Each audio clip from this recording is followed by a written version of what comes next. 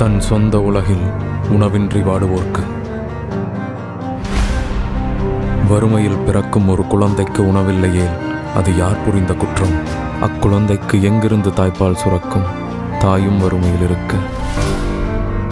அறுசுவையும் சுவைத்து சலித்தவனின் நாவிற்கு பசியால் ருசியறியாத ஏழையின் கண்ணீரின் உவர்ப்பு எப்படி தெரியும்?